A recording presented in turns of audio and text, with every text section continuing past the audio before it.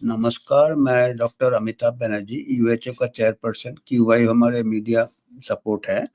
तो आज हम प्रदूषण की बात करेंगे। अभी प्रदूषण का काफ़ी ये चल रहा है, फ़िक्र चल रहा है और फ़िक्र होना भी चाहिए। दिल्ली और दिल्ली रीजन के आजू-बाजू के स्टेट्स में, यहाँ देखा जाए तो सभी बड़े-बड़े सिटी में, मुंबई से भी अभी प्रदूषण के ये आ रहे हैं।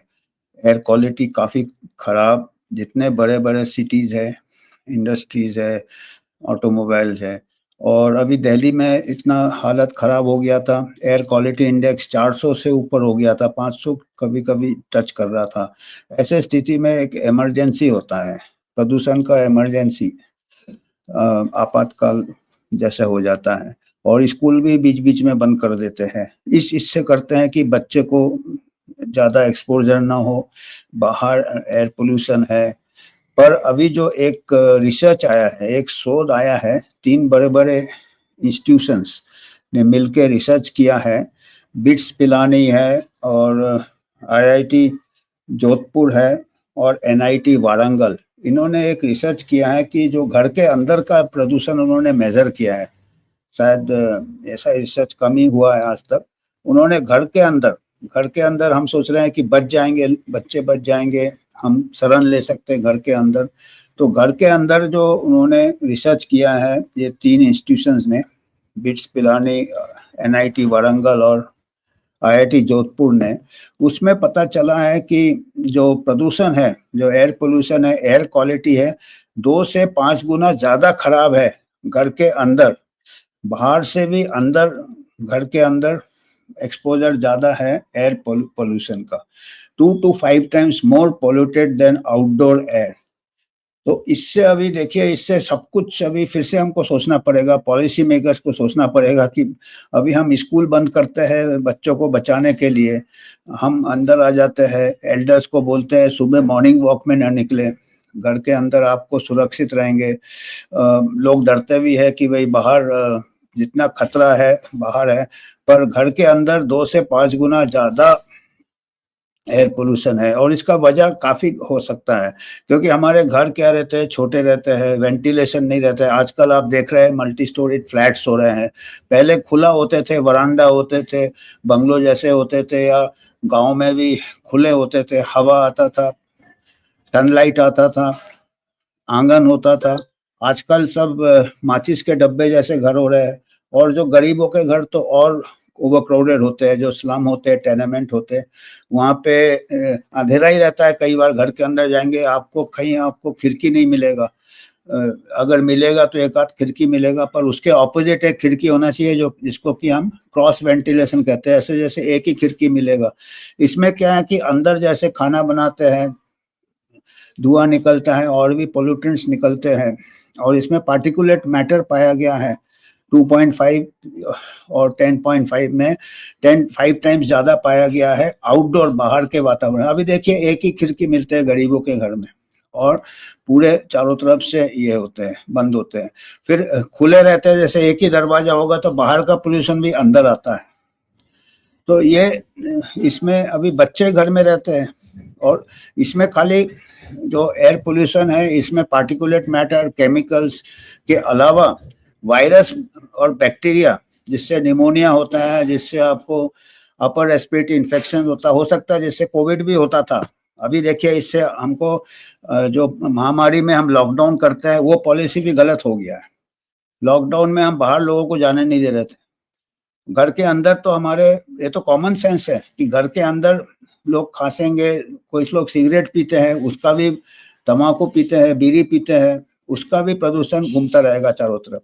तो बच्चे बड़े वल्नरेबल होते हैं, एल्डर्स बड़े वल्नरेबल होते हैं और हमारे यहाँ बच्चों का one of the highest rate of mortality है, चाइल्ड मोर्टेलिटी ज़्यादा है, मेलन्यूट्रिशन ज़्यादा है, रेस्पिरेटरी इन्फेक्शंस बहुत होते हैं हमारे यहाँ। नंबर 1 कॉज़ है रेस्पिरेटरी इन्फेक्शंस बच्चों का, और इस टाइप का प्रदूषण होने से रेस्पिरेटरी इन्फेक्शंस के भी चांसेस ज़्यादा होते हैं, क्योंकि जिस डायनामिक से ये पोल्यूटेंट्स फैल रहे हैं घर के अंदर, उससे इससे वायरस, बैक्टीरिया, झाड़ू लगाते हैं, मॉपिंग करते हैं, उससे उठता है, पोल्यूटेंट्स भी उठता है और वायरस बैक्टीरिया भी उठते हैं ऊपर और इनहेल होते हैं। बड़े बच्चे वल्नरेबल होते हैं। तो ये जो हमारा कोविड का जो पॉलिसी था, इससे पता चलता है कि आगे भी हम क्या होता है, बाहर जितना भी प्रदूषण हो आउटडोर में, बड़ा खुला वातावरण रहता है, डाइल्यूट हो जाता है। हालाँकि विंटर में एयर मूवमेंट कम रहता है, वो एक कारण होता है, पर घर के अंदर भी कोई एयर मूवमेंट नहीं रहता है। और ठंडियों में ज़्यादा प्रॉब्लम क्या है, ठंडियों में लोग पंखा भी नहीं चलाएँगे, तो एयर मूवमेंट बिल्कुल नहीं होता। खिड़की दरवाजे बंद कर देते हैं, तो उसमें पॉल्यूशन तो ये 2 से 5 गुना ज़्यादा इसीलिए है। बाहर कितना भी है आपका खिड़की दरवाजे तो है नहीं, आप ओपन एरिया में हैं। तो घर के अंदर ये एक लोगों को, पॉलिसी मेकर्स को सोचना चाहिए कि अभी हम जो स्कूल बंद करते हैं या लॉकडाउन, महामारी में भी लॉकडाउन का सोचते रहते हैं, तो उससे तो घर के अंदर का वातावरण, बाहर से इसका कहीं शॉर्टकट नहीं है।